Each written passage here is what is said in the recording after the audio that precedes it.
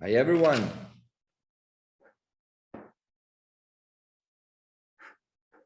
Good evening everyone. What's up? Is everything okay?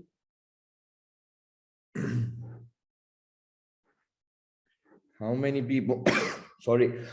How many people in here? We'll just wait some more minute because I think some other people has to join.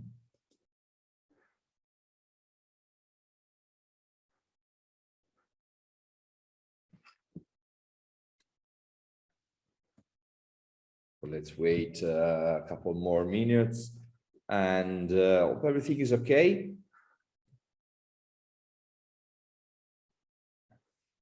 Can you hear me perfectly? Can you confirm that you are hearing my voice?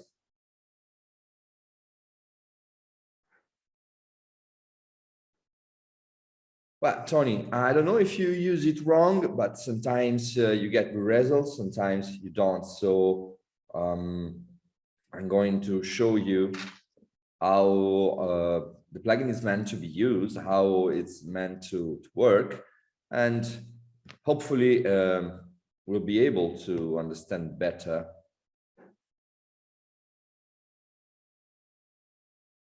Yeah, maybe. Consider that this plugin has been designed for DJ and producers who wants to make remixes or mashups or basically for people who work with electronic and dance music, the most part, and don't know anything about keys and chords and something like that, so they can join tracks together and make them and know if they will work together before trying out.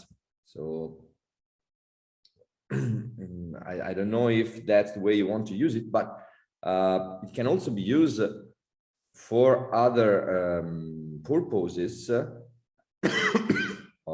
Today will be terrible because I have this. I don't know how to say in English, but I need to drink some water.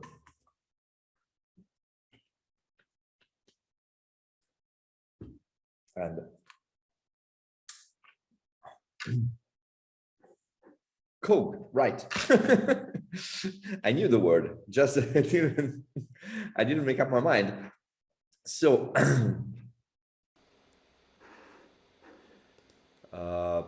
we are almost ready. So I will wait for some more people because I see that people are coming right now.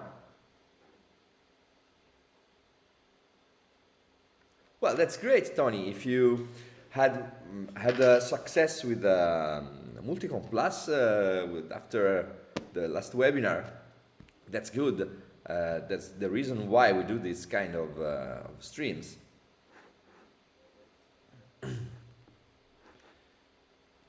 To explain how the plugin works and hopefully help people understand how to use them. So I'm happy. Forza Italia.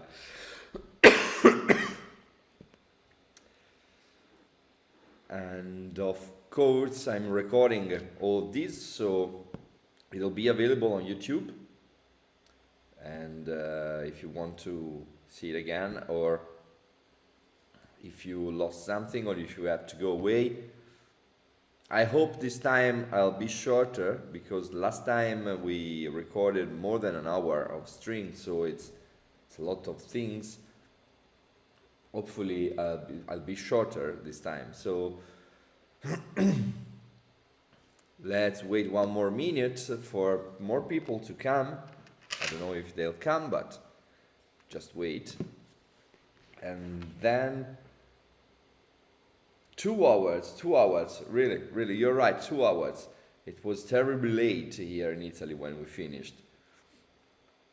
But this time I think it'll be shorter because it's an easier plugin. There's not that much to say apart that from explaining you how it works internally and maybe why it works the way it works, and just trying out some sample and I will also, I'm on macOS, on Windows it works a little different, but I'll show how to connect, to use the standalone version to analyze songs from Spotify, so or from any other source, of course.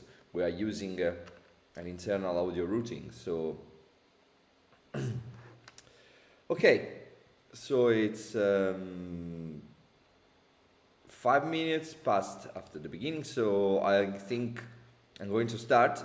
So welcome everyone. As usual, I hope everything will work. I'll try to share my screen so I can show you the plugin. If I remember where to share the screen, because I don't do this every time.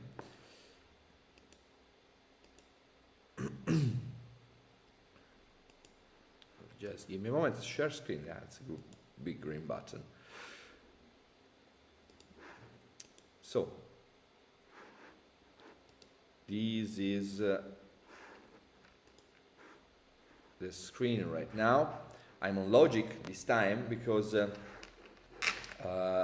have a lot of samples on Logic because they come with Logic. So I thought it was a nice idea to use this software and not search for sample around the internet, because this is my development machine and I don't have libraries or anything like that here on this machine. So I've just shared my computer audio. Can you please confirm that you are hearing the audio?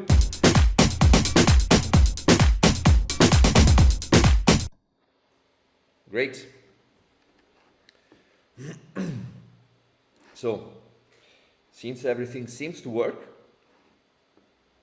it seems good to go. So, I'll open the guy of Sonky. Does anybody already has it? You know what I'm talking about when I talk about this plugin?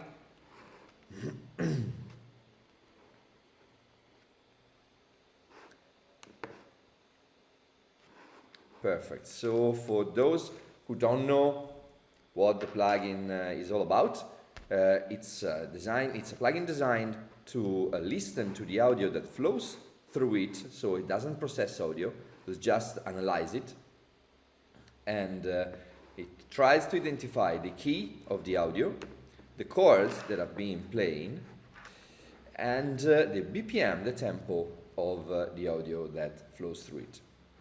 We have a reset button to start the analysis again when during the analysis. We can see the chords in flat or sharp notation, chords and keys. We have a sample mode, and I'll come back to it later.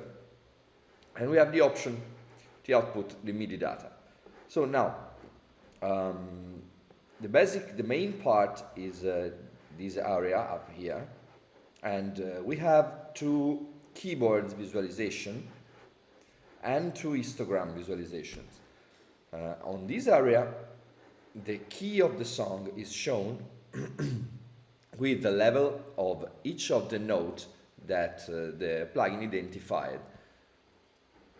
Also, the keyboard keys here are lighten up according to the level of the notes. So the same goes for the chord view, but it shows in real time the chords being played. Now, this real-time analysis can work or not work dependent on the audio that it listens to, because since this plugin, remember that this plugin does not have access to the whole audio like a DAW does. It just receives packets of audio from the DAW, so it has to try to identify when a chord starts and when a chord ends, while the DAW has the help of the transient analysis and the whole file, so it can make a more accurate estimates of key and chords and tempo. How the detection works in this version. This is the 4th version, so we have had plenty of time to refine and change the algorithm that identifies key and chords. Since the beginning of the song key, the 1st version had a bunch of filters that were tuned to the different note roots frequency in 3 octave, if I remember correctly. And these filters had an output level, and the output level was used to identify the level of each note in the whole mix. And until version 3, this was the main way to analyze the key and chords data. It got more refined, but this was the main way. With version 4, we changed that, and now we rely on a neural network that has been trained on some thousand songs, the data from some thousand songs. At the base of this neural network, there is an output from something that we call the chromogram, and it's basically the level of each note obtained. I'm going to be a little bit technical, so if you don't understand, just let me know. The chromogram is these levels over here, but these levels, there are 12 different levels, one for each note. These levels are obtained using an FFT that is then transformed to some constant Q filters, because as you probably know, the FFT doesn't have the same resolution in high and low frequencies. It has a much more higher resolution in the high frequency and a lower resolution in the lowest frequency. That's because of the way it works. And for those who don't know, the FFT is a mathematical process that transforms a signal in the time domain, like we have here, an audio file in the time domain, in the frequency domain, converting the different samples in their equivalent frequency levels. So if you have a complex signal and you pass it and you make an FFT over it, you are gonna get the level of each of the frequency that that compose the complex signal. This is what spectrum analyzer does. So it's the base of the spectrum analyzer, and it's very common in a lot of software, in a lot of audio software. So it's a standard process. What we do over it is to apply another mathematical level, another mathematical transformation to make the resolution equal at the bass frequencies and the low frequencies and the high frequencies. So we get some very narrow filters in the range of about 5-6 hertz, between 5 and 6 hertz. And we use these filters to get the levels, the very accurate levels of each frequency in the complex signal, a song for example. And we take the center frequency of each note and we go searching the base frequency and some beans, some of these small slices below and above that frequency. So we have an idea, even if the song is slightly tuned, we have an idea of the level of each note. Then we filter with some statistical filters, reducing the level of adjacent beans. So we filter it out to have it more defined, and then we use this information over here to feed the neural network that has been trained with thousands of these And this neural network give us the result of the key and the chord. I don't know if I explained, it's a little bit complicated, but hopefully I explained how this internal works. Do you have any question regarding this? Okay, so nobody has a question. Great. We get this output of the neural network, and we use it to show the chord and key.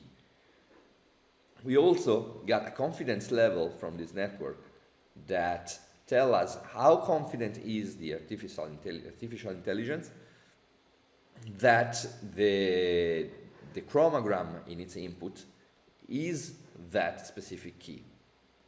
We rank the top 3 confidence key, and we show them over here. For the chord, we just take the one that's with the most confidence and show it over here. Also, since this output is not that fully reliable, we use, together with the neural network, a statistical model that is made after the analysis of the chord sequences of a lot of songs. There are researches about the possible occurrence of a chord after the other, and the possibility that each key has a certain chord. So we use the data from the chord detection to compare it to the general statistical model for that key, and we create another ranking from the statistical model. If the output of the neural network and the statistical model says, okay, it's the same key, we reinforce the confidence. Otherwise, we decrease it so that key is less higher in the chart of keys. I explain you these 2 different ways to analyze the key, because this is the regular way and it's used for full songs. Not only it doesn't use any database, it just uses the output of the analysis on a large database. So we don't have the database on the plugin.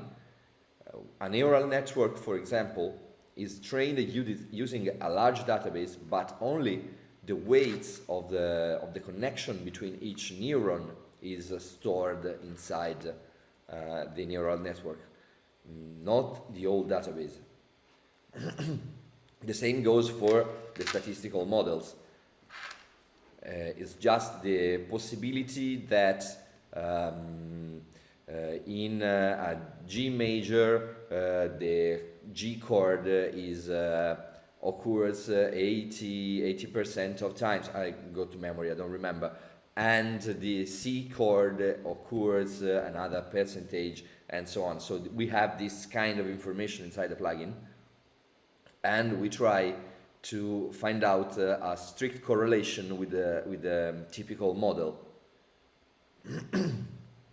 I'm explaining you this because this works for full songs and complex audio data when we have different chords playing. If we have short samples or percussive samples, this won't work, of course. So we have the sample mode that, when it's triggered, it completely disables the statistical model and only relies on the neural network. And so only the chromogram is taken into consideration for the key classification. This only works for the key, while chords is always using the output of the chromogram, and the neural network doesn't use any statistical data to determine the chord. We tried to put the statistical model into chords, but it was very hard to make it work. because very often a song doesn't respect the statistical chord progression. Lots of song has the same chord progression, but if you end up with a song that has a different chord progression, it will mess everything. So we just rely on the chromogram data for the chord detection. I usually put it on the master bus because I can solo each track I want to analyze, just press reset and it will work. Also, it will use the less CPU, because if you use multiple instances, you are gonna get more CPU usage. There is just one case when I don't use it on the master bus, and I'll show you later. And it's that when I want to analyze the MIDI data, because I need to feed the plugin with MIDI data, and as far as I know, no DAW has the option to route MIDI data to the master bus. So in that case, we need to analyze it on a specific track. Say, for example, you use chord MIDI, some MIDI chord sequences that you have in a MIDI file, because you got a MIDI chord pack. How good is at getting the key of a drum for tuning?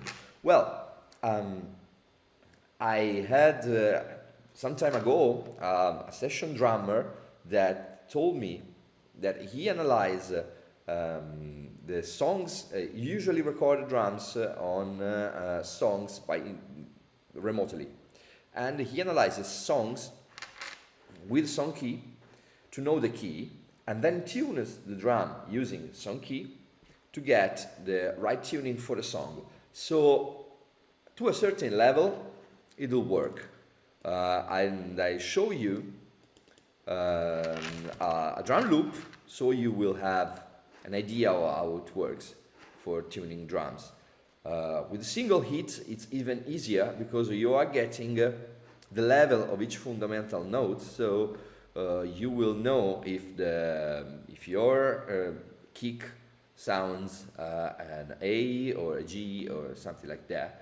Of course, it will have a lot more levels on the other notes, but you will have to look at the higher one, and this is the fundamental note. And of course, enable the sample mode, otherwise it won't work. But it can be used. It can be used.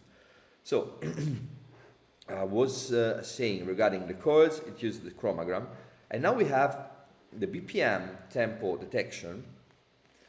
This tempo detection doesn't rely on transients, since it cannot analyze the whole track at once, but it has to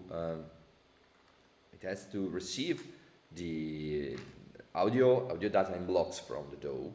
We don't know when a transient begins and when it will end. So we are using some phase correlation between low and high frequency, taking for granted that when a transient kicks in, so you have a beat in the drum or a piano chord or any sound that starts, low frequency and high frequency will be in correlation, because you have a lot of frequency on a hit.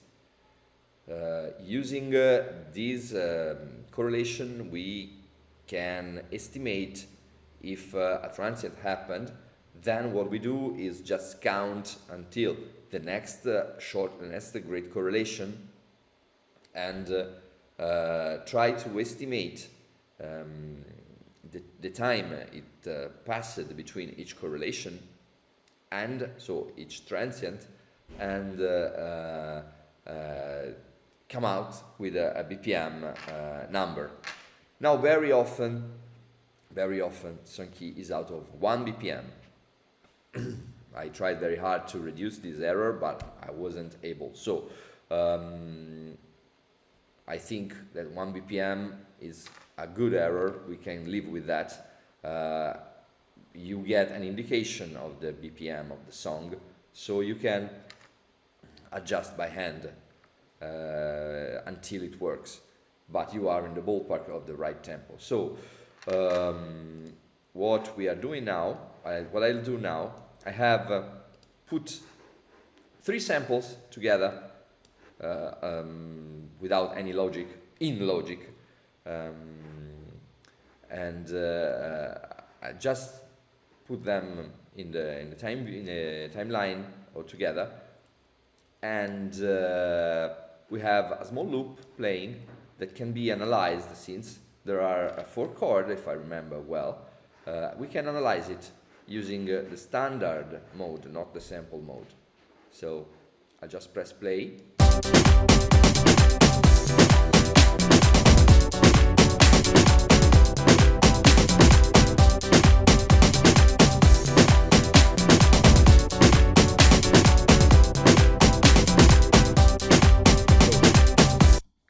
You see, I'll try to lower the gain, the output level now, and so I can talk on the music, because I need to explain what's happening, what's going on.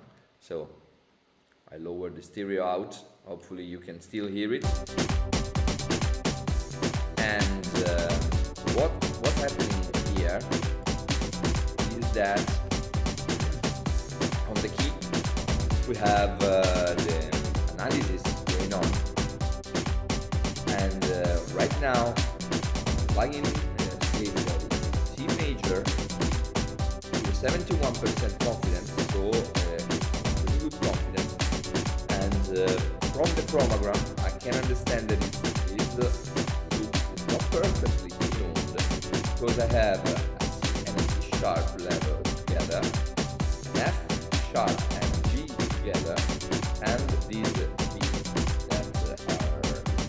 most prominent notes. So it is not really tuned, but we will make it work. And these levels, the plugin says that it's a C major. From this kind of information, may well be, because we have the C and the G that are two most important notes in C major, and we have B that is a 7th, and well be. We have the second most probable key, that is an E minor, and it may well work, because we have the G and the B that are the most important notes. And then we have, but we don't have the E. So right now we don't have information to fully understand the key here. If I let me hear.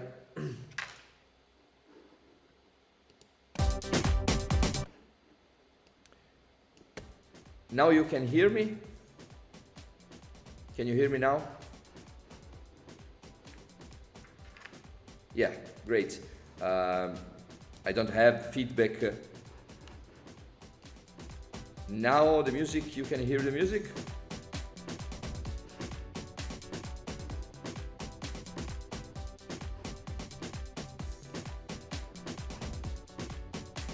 Okay, great. I don't have this kind of feedback. So in my headphones, because I don't hear myself. So I don't know if the mix is correct. Great. Okay, so now it's a little bit louder, and I reset everything.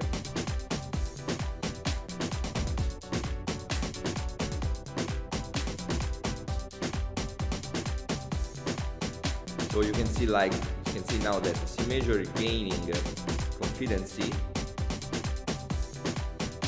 but this is a quite difficult loop to analyze, because as you can see, we don't have a perfectly clean tuning. So let's see what happens if I disabled the 2 beats and enable the sample mode. Now it's much easier for the song key to understand the key of this loop. And in fact, it's an E minor.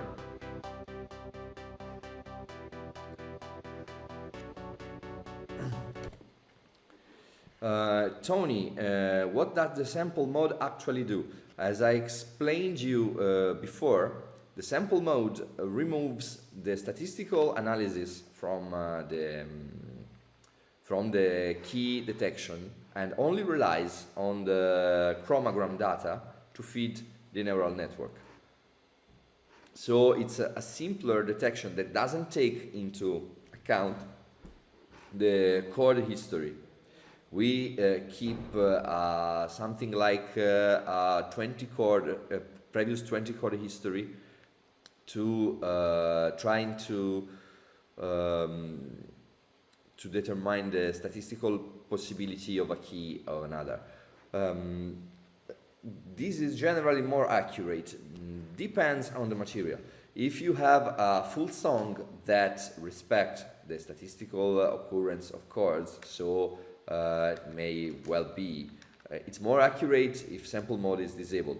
But if you have a short sample, just one chord, one sound, or 2 chord, 3 chord, if you disable the sample mode, if you enable the sample mode, it's easier for the plugin to understand, because it just relies on the frequencies of the data. The problem here was probably in some of the loop that was a little bit up-tuned and not fully tuned, correctly tuned. So now that I have muted the beat tracks, I can easily identify the chords of this loop. You see, it's a C, an E minor, C major 7, it's a C sustained, it is another C major 7, then we have an E minor, and this F in reality is a B minor, but the level of the harmonics is not high enough to pass the filter threshold in some key, but sometimes get it right, sometimes not, but you can understand the chords that are playing just looking at the notes and the histogram over here.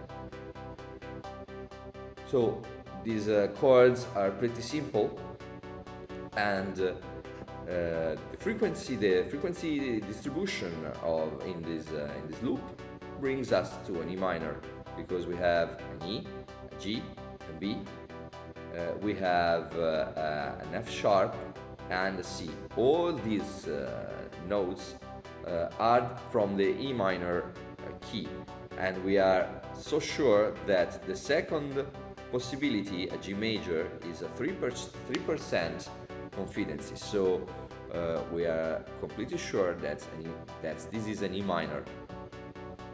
And why it's not a G major? Because we are missing the D, and these notes only are from the E minor key. If I disable the sample mode and reset everything, we are still able to find out everything, but as you can see, it dances more. It's not that stable, and we get different ranking because we are also using the chord data to find out the key. And now we got it wrong, because we are also using the history of the chords, and this is a too short sample to reliably use the chord information. If I enable it once again,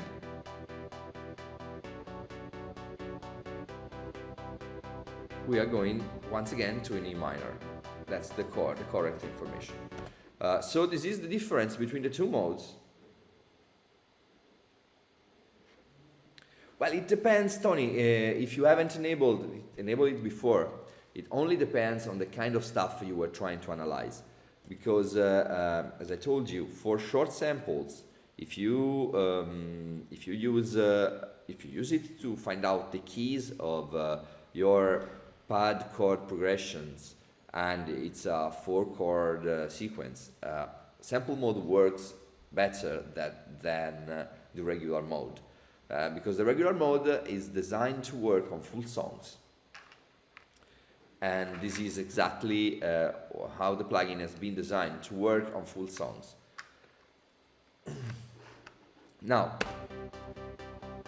we aren't able to find out the BPM of this loop because it doesn't contain enough percussive information, and this is of course a limitation of the algorithm, and that's been designed to work with full songs that contains drums and contains bass, and not on these kind of samples. So if you expect the plugin to work on these kind of samples, it won't find out your BPM. It has not been designed for this kind of samples. But if, for example, I now analyze this drum loop here,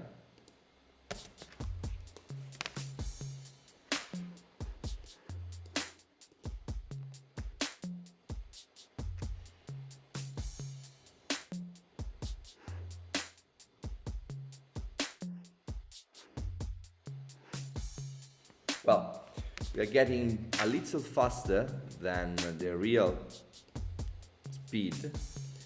Then the real tempo should be at 130. We are getting it a little bit faster, probably because the only reference we have is this shaker. This other one should work better.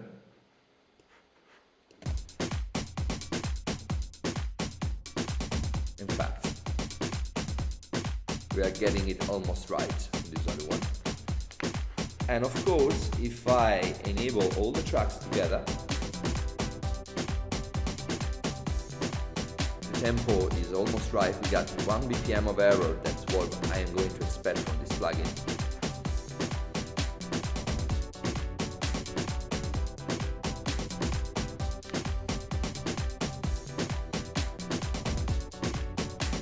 Yes, Tony.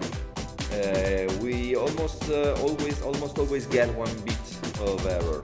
I don't know, honestly, I don't know why.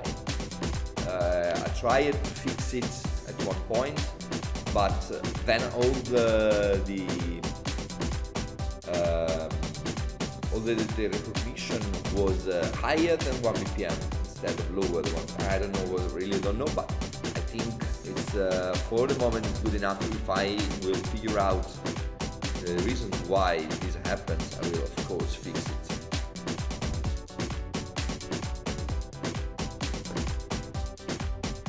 So if I take out this drum loop,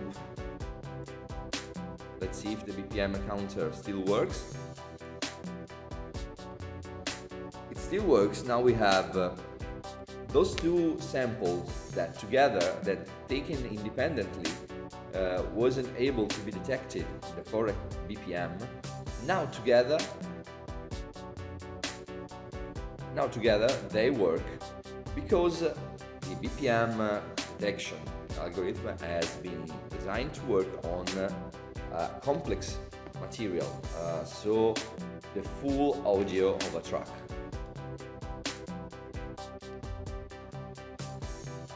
This is because I'm continuing to insist on this point, because we get many tickets says that the BPM counter is out, and then you have to explain how it should work, because it's not meant to be used on detecting a sequence of piano chords or sparse loop. It's a sparse drum loop. It will work on full tracks.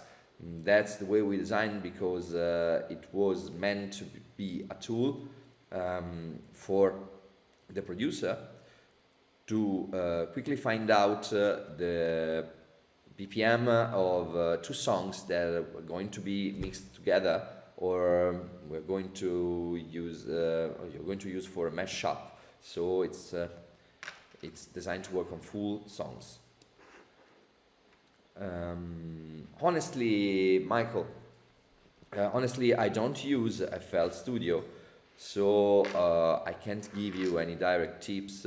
But as long as you put the plugin on the master bus, it should get all the audio from your DAW, and you should be fine.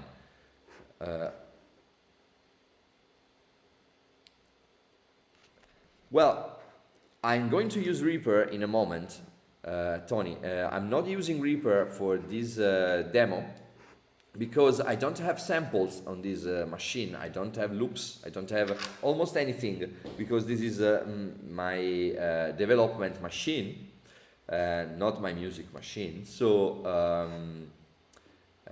so I had to use Logic because it comes with stock with a lot of loops that I can use. And so that's the only reason why I'm using Logic for this demonstration. In fact, there is something Logic can't do, that is to detect the MIDI notes that are being played on a keyboard, because there is no way to route MIDI data to song key if it stays on an audio track. But this can be done with Reaper. So if you don't have any other question on this demo here from the audio detection, I can move to the MIDI detection in Reaper, but I have to close Logic, so let me know if you have questions. In the meanwhile, I'm opening Reaper.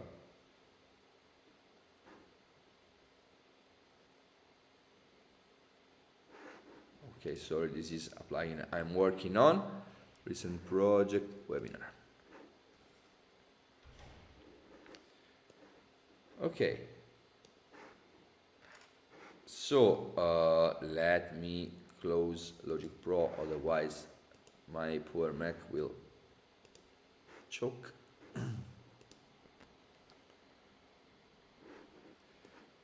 Okay, what I've done here. Let me take the virtual keyboard, virtual MIDI keyboard. Here it comes. So we have the song key here, and I have one track, a MIDI track, that has an Ovation vStation, an old VST Pi plugin that is set to play a default patch.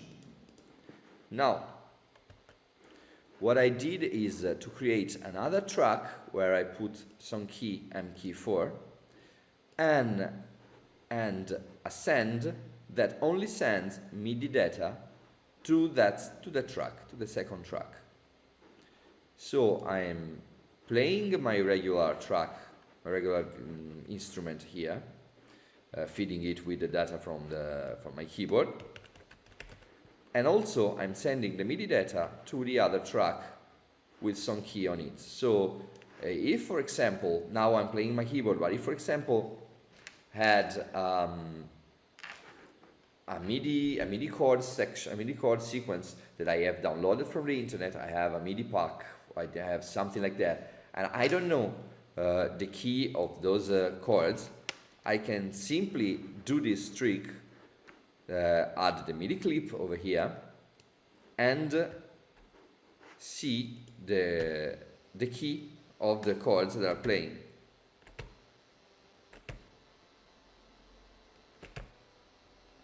And in this case, we don't have any doubt, because MIDI data is very easy to decode, and we don't have spurious and don't have noise, we don't have anything like that. So if I play some easy chord like this,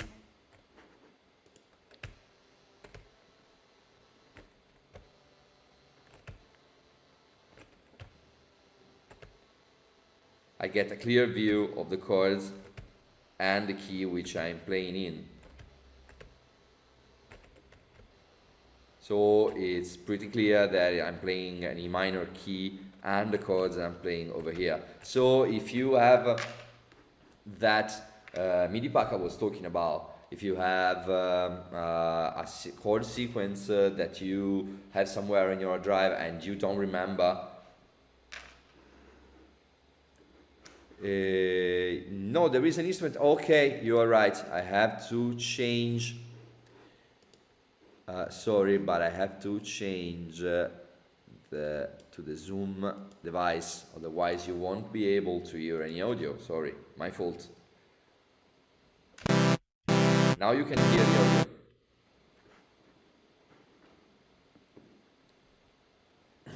So if I play those chords, C major,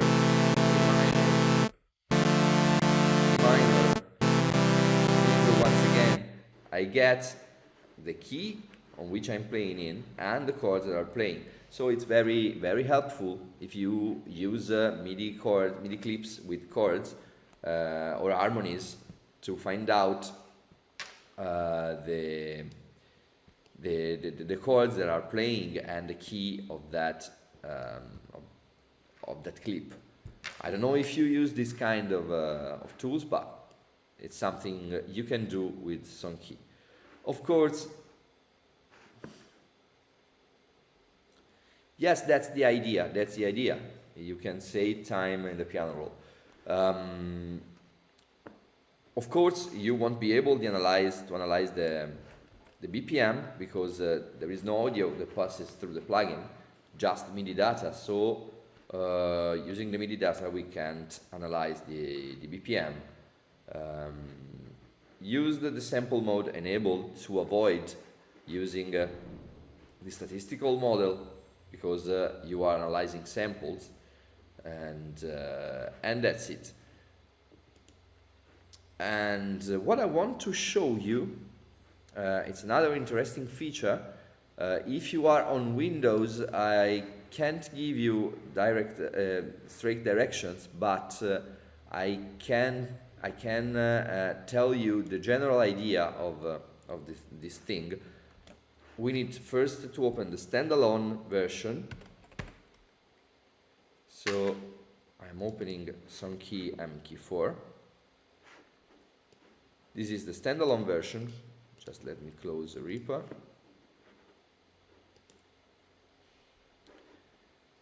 Now, I can open Spotify, for example, or any other player you have. Then what I want to do is to go to the preferences of Sonkey and choose as the input audio a device that is able to route audio internally to your computer. And in this demo, I'll use the Zoom audio device because I'm using Zoom, and if I don't use this device here, you won't be able to hear anything. But in regular use on Mac, you should download a Black Hole. That it's a small software that is able to route audio between applications. So if you select as the input Black Hole and you create an audio device like I did here, that is an aggregate device using the speaker and Black Hole, you will be able. Yeah, Black Hole is Mac only, but there are alternatives for Windows. Honestly, I don't know how they are called, but if you search on Google for Windows audio routing or something like that, there are more alternatives on Windows than on Mac, so you have wide choices. I have it installed on my Windows machine, but I don't remember the name right now. Let me do a quick search and maybe I can help you.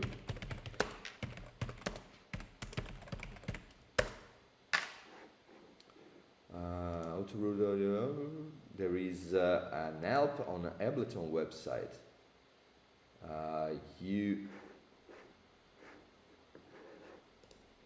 Here it comes. I'll pass what I found here. So have a look at this Oh, great, Bjorn! You got it faster than me. As if all can do this. Okay, so there are a lot of alternatives on Windows. On Mac, almost just black hole. But the main idea is take something that can route audio from one application to the other, and then I need to choose the Zoom audio device. Okay, great. And then you can listen to, you can make Songkey listen to the tracks from a player. So I'll use something from the Eurovision. Let's say the song that won. Stefania, mamo, mamo, Stefania, I think you are hearing it. And we are analyzing it in real time. Мамо, колискову, хочу ще почути твоє рідне слово. Вона мене колесала, дала мені ритм і напевне силу волі не забрати мене, бо дала вона напевне знала, може більше і від Соломона. Ломаними дорогами прийду я завжди до тебе, вона не розбудить, не будить мене в сильній бурі, забере бабулі, звідулі, ніби вони кулі, дуже добре знала мене, не була обманута, як... So, as you can see, we are getting the data straight from Spotify, analyzing the song in real time. And we got the chord, the key, sorry. There are not a lot of chords in this song, so maybe I'll try another one. The one that got in the second place is a lot more If I was an astronaut, I'd be floating in midair, and a broken heart would just belong to someone else down there. I would be the center of my lonely universe, but I'm only human, and I'm crashing down to earth. If I was an astronaut, And, I'd have a I bird's don't know eye if you can hear me view. while I talk. I'd circle around the world and keep on coming back to you. In my floating castle, I'd rub shoulders with the stars, but I'm Well, Tony, you are from from United Kingdom, I think. You got second, right? Because the guy who sings this song is a TikTok star. It has something like 11 million followers on TikTok, so it got a lot of following.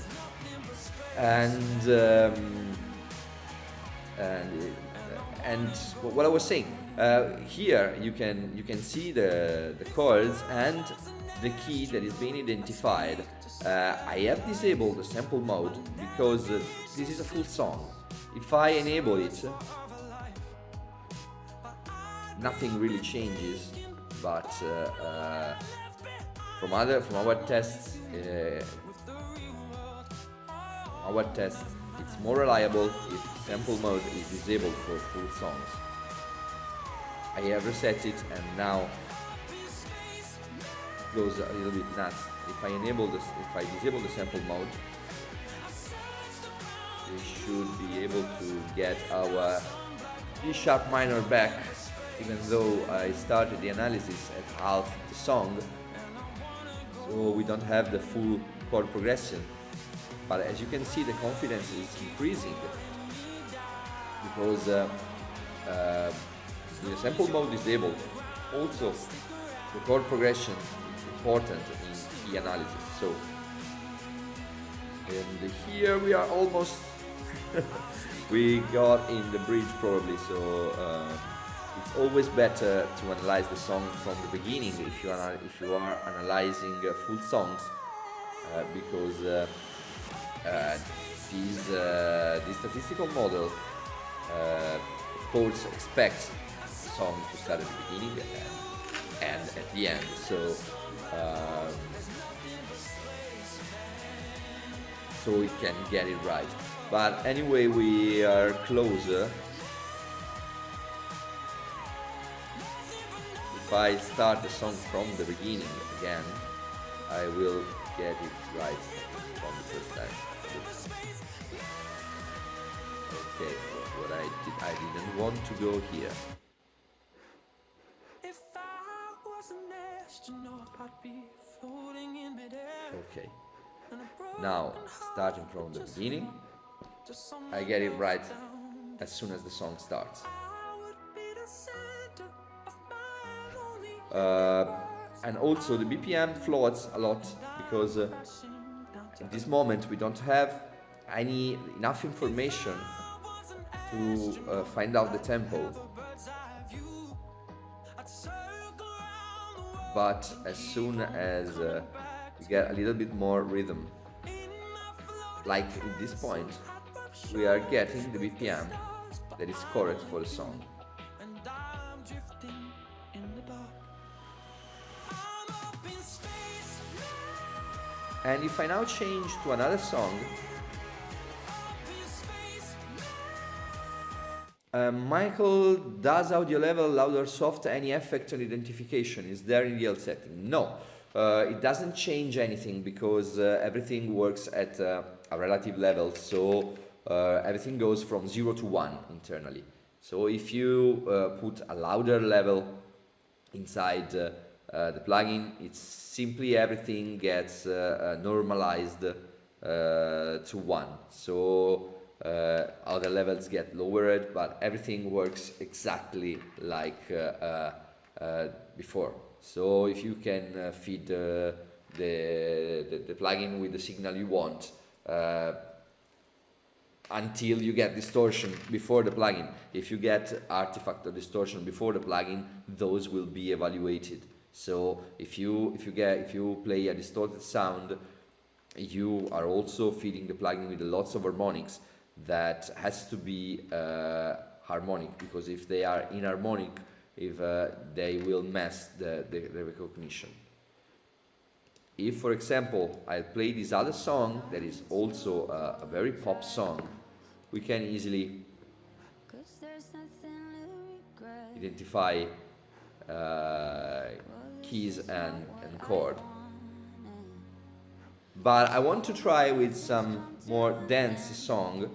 For example, if you have some favorite song, just let me know. I don't have the search bar because Zoom stuff is over that. I don't know, some classics.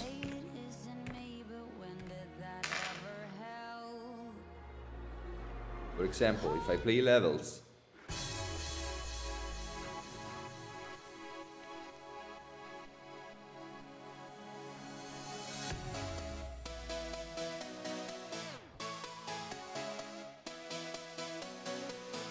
the BPM is correctly identified even if there is no drum, because the song it's very easy to identify.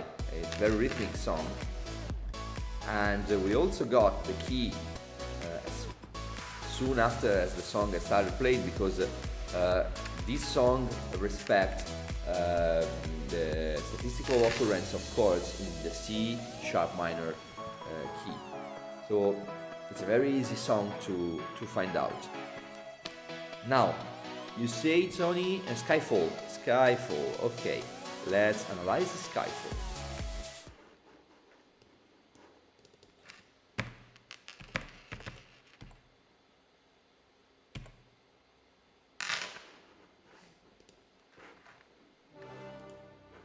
So reset the analysis.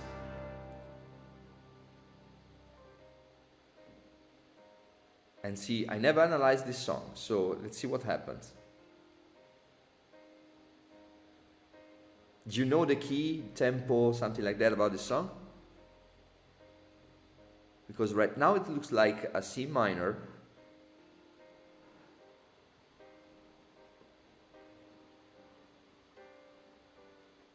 And the tempo is probably double the real tempo.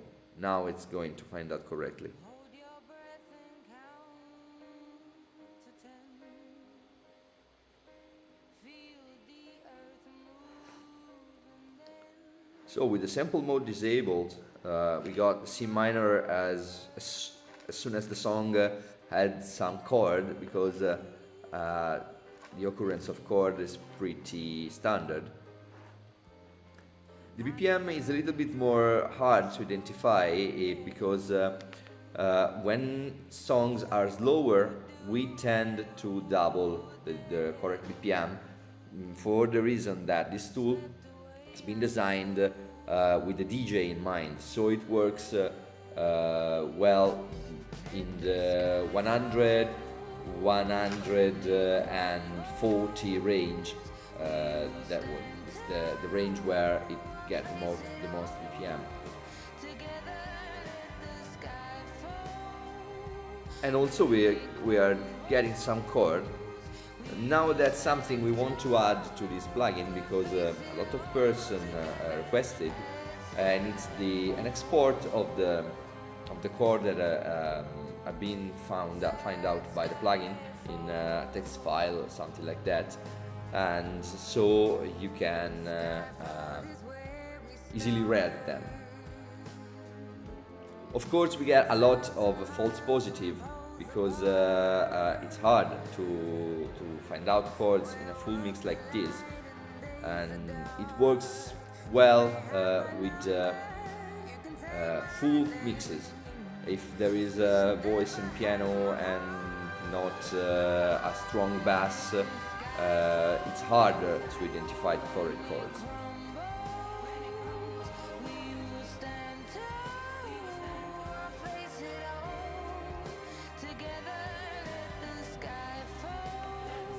So, while Adele sings, is there any question, anything you want to ask?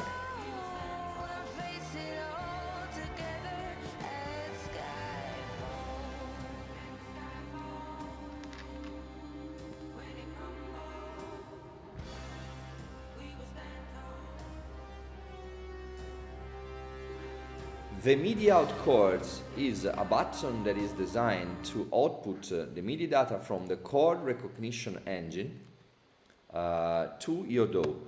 But the problem is that just a bunch of DAW support that. Reaper is one of that. Ableton Live, it's in, if I remember. Basically, every DAW that doesn't distinguish between MIDI and audio in a track. If your DAW differentiates between audio and MIDI tracks, and then it's not that easy. Yes, I can show you in Reaper how it works. Just let me close this. I'll show you the routing. I enable this, and now I get the output on the routing is the same as before. So just for simplicity, I play this, and as you can see, when I play, I get MIDI output over here. So if I enable recording, now of course I get noise because I also recording my voice through the mic, and the plugin is outputting the notes of my recorded voice. So let me choose only the MIDI from the virtual keyboard. No, I want to. I don't want the microphone. So I can do this. Hopefully it won't get, maybe no, it gets it the same. I don't know how to avoid this. I just stay silent.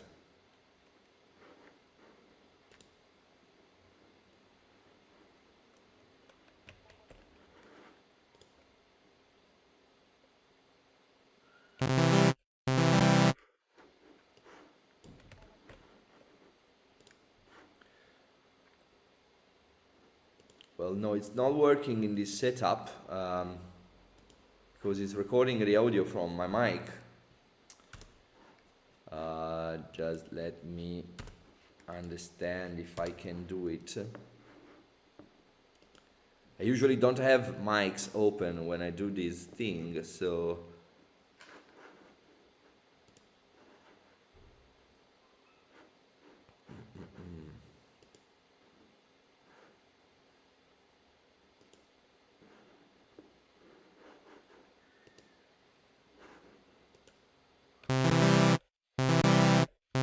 No, of course it's not recording because the track is not armed.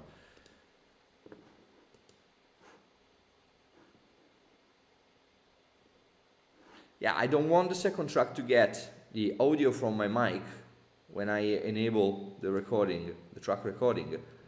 Input none or input, or let me see if now this time works. Let me see if it works. No, I got this wrong, sorry.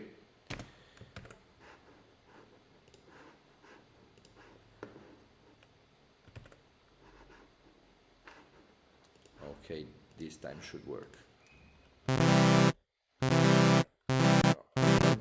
It's not working. Input MIDI. I want to record the MIDI input from the send, but I'm not getting it. Honestly, I don't know how to do it. Probably I will do a video about it. But anyway, I don't know if you are seeing what happens. We have the MIDI monitor here that shows that the plugin is outputting MIDI data, and what it's doing, if I disable that, no more MIDI data is going to come out. What it's actually doing is to output the notes that are being detected by the chord module to this track. I don't know why I'm not able to record it, but it's probably my fault that I'm not able to do this in Reaper.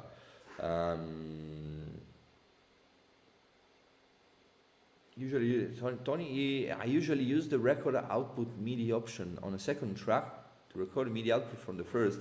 So you say to use another track and so I need to choose.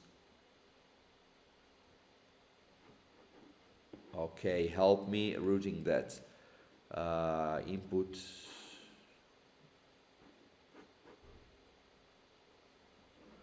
Okay, I say record output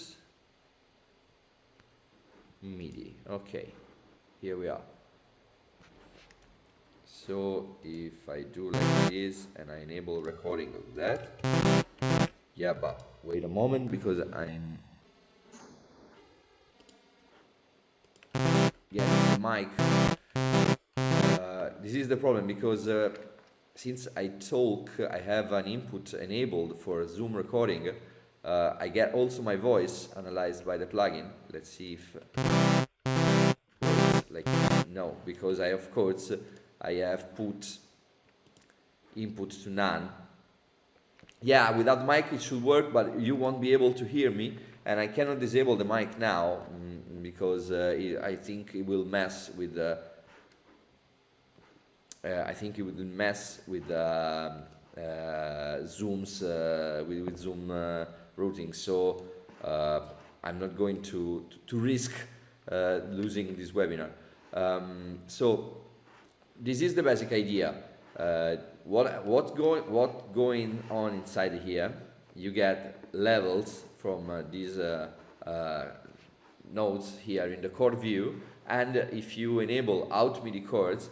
At the output, the MIDI output of the plugin, you will find the notes discovered by the chord view. These, of course, can be used to save the chord data, but as I told you, you have to check with your DAW because this is not something that is going to work in every DAW.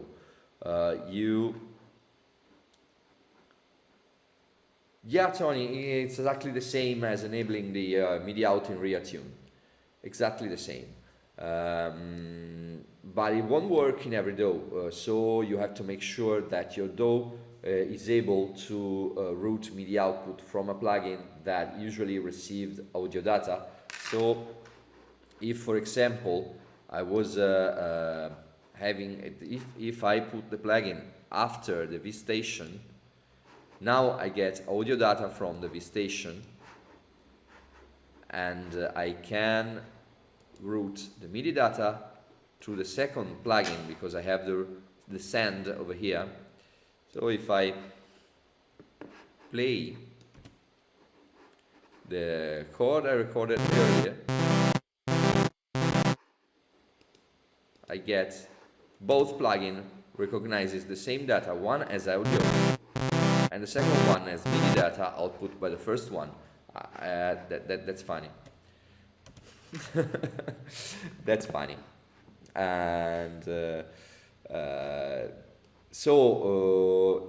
because I show you the plugin working with a MIDI keyboard, but the output MIDI chord can work with audio data. So feed the plugin with audio and you get the output, on the MIDI output of the plugin, you get the chord that are being recognized. Of course, the DAW has to be able to take this MIDI data and put it somewhere.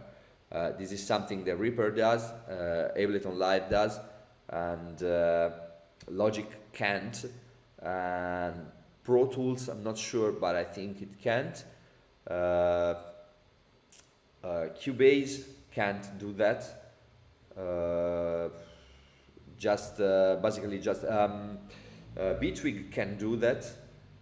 The more advanced DAW, the DAWs that are being designed more recently or are designed for sound designing, usually can do something like that. I don't know about FL. Honestly, I never do that with FL. And I don't know enough of that DAW to know if it can take MIDI data from an audio track and send it somewhere else. Do you have any other question?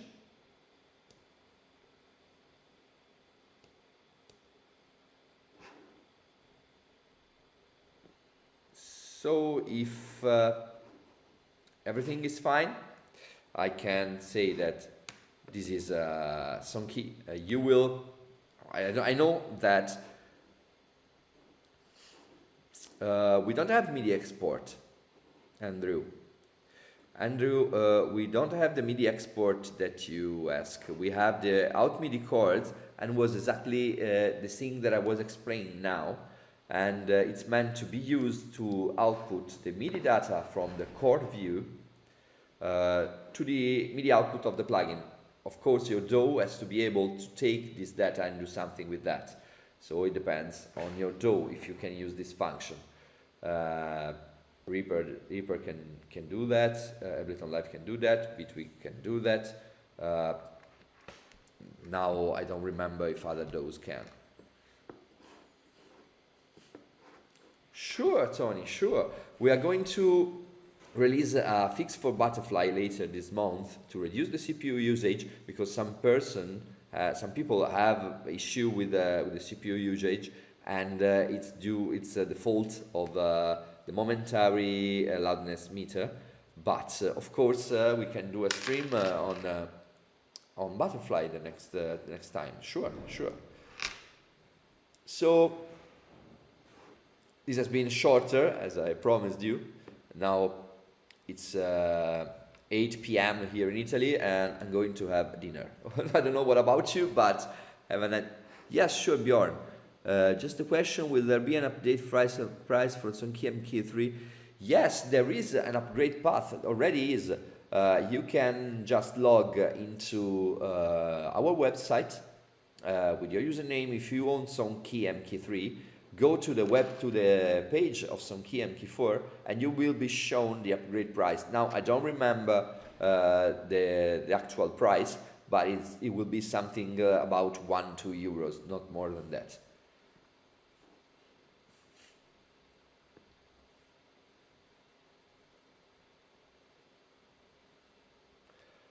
Andrew, MIDI output again. Yes, it's meant to be used to drive, I don't know, a synth or something like that. When an audio comes into Sonkey, it gets analyzed both in chord and key. we take the output of this core view, so the nodes that are being highlighted over here, and we send it on the MIDI output of the plugin, because the plugin provides audio output and MIDI output. But your DAW has to support this. So check if your DAW can do that. So have a nice evening, morning. I don't know where you are from, but have a nice rest of the day. And you will be able to find, of course, these on YouTube. And thank you very much for taking part of this. You will receive a discount code for this plugin if you don't own it, but I think many of you already has it. But anyway, give it away to some friend if you want. So goodbye and see you next time.